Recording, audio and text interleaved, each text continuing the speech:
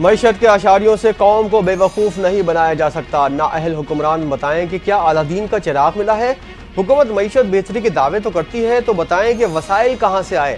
JUI سربراہ مولانا فضل الرحمان کا 4 سدہ میں خطاب، کہا اس ڈمی اسمبلی میں بیٹھنے کی ہمیں کوئی خواہش نہیں، لوگ ووٹ کسی اور کو ڈالتے ہیں اور کامیاب کوئی اور ہوتا ہے۔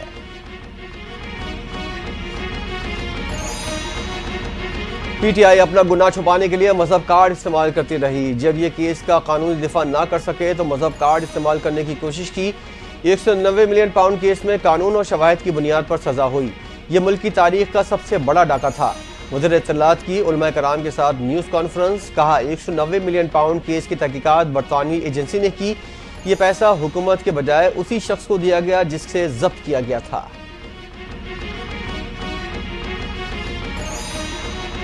جھوٹ، کرپشن اور بہتان دوسروں پر لگانے والا خود پکڑا گیا، بانی PTI مکافات عمل کا شکار ہے۔ 190 ملین پاؤنڈ کیس میں بالکل صحیح سزا ہوئی۔ سینئر وزیر پنجاب مریم اورنگزیب کی نیوز کانفرنس، کہا دوسروں کے لیے گڑھا کھودنے والا خود گڑھے میں گر گیا۔ بانی PTI نے اپنے اختیارات کا غلط استعمال کر کے تاریخ کی سب سے بڑی کرپشن کی۔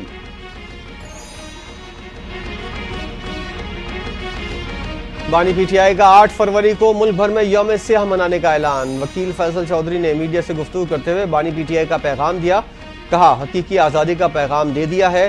بانی PTI نے کہا ہے ہم کسی دباؤ سے نہیں جھکیں گے۔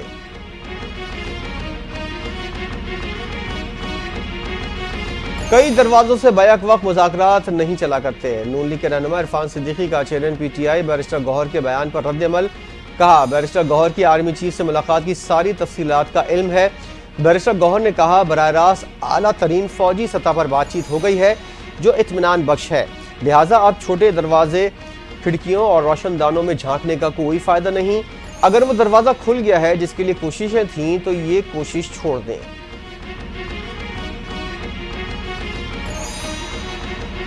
وزیر اعلیٰ پنجاب مریم نواز سے جاپانی سفیر کی ملاقات، تجارتی تعاون اور مختلف شعبوں میں سرمایہ کاری کے فروغ پر زور، دو طرفہ اقتصادی تعاون بڑھانے کے لیے نئے راستے تلاش کرنے کی ضرورت پر بھی اتفاق۔ جاپانی سفیر کی وزیر اعلیٰ پنجاب کو دورہ جاپان کی دعوت، مریم نواز نے دعوت کو قبول کر لیا، بولی پاکستان جاپان کے ساتھ تعلقات کو اہمیت دیتا ہے، جاپانی سرمایہ کاروں کے لیے پنجاب میں ہر ممکن سہولت فراہم کی جائے گی۔ وزیر اعلیٰ سندھ مراد علی شاہ کی سینٹ پیٹرک ثقافتی ڈے کی تقریب میں شرکت، خطاب کرتے ہوئے کہا میری اقدار اور ترقی کی بنیاد رکھنے والا یہ ادارہ آج چمک دمک رہا ہے، اس ادارے کے پاس سے جب بھی گزر ہوتا ہے مجھے ہمیشہ پرانی یادوں سے جوڑ دیتا ہے۔ ثقافتی دن محض ایک جشن نہیں، یہ افہام و تفہیم اور ہم آہنگی کا عکاس ہے، طلبہ کا جوش و جذبہ ہمارے ثقافتی رنگوں کی طاقت اور خوبصورتی کی یاد دلاتا ہے۔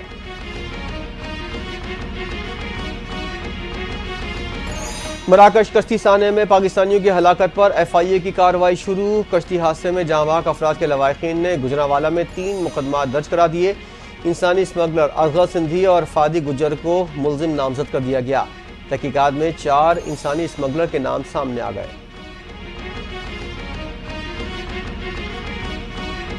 بجلی صارفین کے لیے بجلی سستی ہونے کی امید، ماہانہ فیول ایڈجسٹمنٹ کے تحت بجلی 1 روپے 3 پیسے فی یونٹ سستی ہونے کا امکان، حکومت نے صارفین سے اضافی رقم واپس کرنے کا فیصلہ کر لیا۔ CPPA نے نیپرا میں دسمبر کی ماہانہ فیول ایڈجسٹمنٹ کی درخواست دائر کر دی، نیپرا کی درخواست پر 30 جنوری کو سماعت ہوگی۔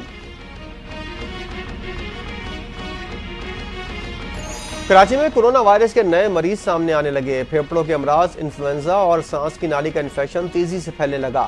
ڈاؤ اسپتال میں 25 سے 30% مریضوں میں کورونا کی تصدیق، کسی سرکاری اسپتال میں سہولت نہیں ہے، مہنگا ٹیسٹ ہونے کی وجہ سے اکثر لوگ ٹیسٹ نہیں کرا رہے، شہری احتیاطی طور پر ماسک لازمی پہنیں اور خود کو ڈھانپ کر رکھیں۔ اور پاکستانی اسپنرز نے ویسٹ انڈیز بیٹنگ لائن کی دھجیاں اڑا دیں، پاکستان اور ویسٹ انڈیز کے درمیان پہلے ٹیسٹ میچ کا دوسرا دن کا کھیل ختم، پوری ٹیم 137 رنز پر ڈھیر، پاکستان نے دوسری اننگ میں 3 وکٹوں کے نقصان پر 109 رنز بنا لیے، کامران غلام 9، سعود شکیل 2 رنز بنا کر کریز پر موجود، پاکستان کو ویسٹ انڈیز پر مجموعی طور پر 202 رنز کی برتری۔